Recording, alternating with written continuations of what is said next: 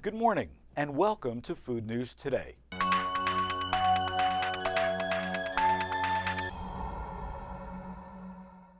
Do you need a little help getting a good night's sleep? Well, how about eating your way to some sound shut-eye with these tips from the week? First up, chow down on some light carbs. Dr. Michael Bruce, a sleep specialist, suggests oatmeal with milk about 90 minutes before you call it a night. The milk's protein helps you metabolize the oatmeal's carbs and raises serotonin, a hormone that promotes sleep. Also, try a banana. They're loaded with magnesium and potassium, which can help relax muscles and encourage a deep sleep. Finally, try warm milk sweetened with honey. The protein, carbs, and touch of fat fills you just enough to prevent your waking from hunger. Is your child a fussy eater? Blame their genes. According to a new study from the University of North Carolina's Gillings School of Global Public Health, genes play a significant role in children's eating behaviors, including the tendency to avoid new foods.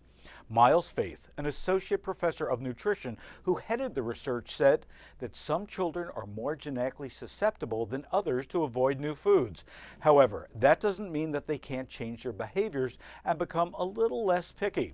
The study, published in the Journal of Obesity, took a look at 66 pairs of twins between the ages of 4 and 7 and found that genes explained 72% of the variation among the children in the tendency to avoid new foods, while the rest was influenced by the environment. On the environmental side, the findings suggest parents should change tactics depending on personalities and idiosyncrasies of every child. For example, parents can serve as role models and provide repeated exposure to new foods at home, or show their child how much they enjoy the food that they avoid. Another approach is to provide a choice of several new items from which a child could select. Starbucks is expanding its loyalty programs. Now, the company announced during its annual shareholder meeting in Seattle that customers will now be able to accrue reward points when purchasing Starbucks packaged coffee from grocery stores. Is this a smart way to increase loyalty members? Would this make you want to buy more coffee or become a member? Here's what a few of our Facebook friends had to say. Robert says, gotta be careful on extending too much from the basic Starbucks store. Remember what Krispy Kreme did to their brand when they extended it far from the bakery.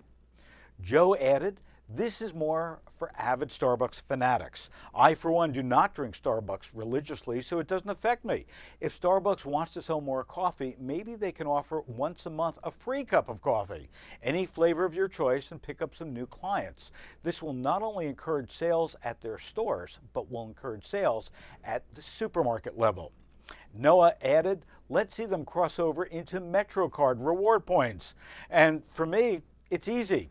Don't burn your coffee.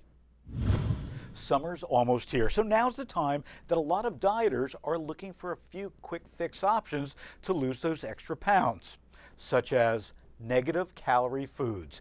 Now, by definition, a negative calorie food would be a food that burns more calories to consume than it actually contains. But wait a minute. Before you rush out to the supermarket, experts actually say there's no such thing.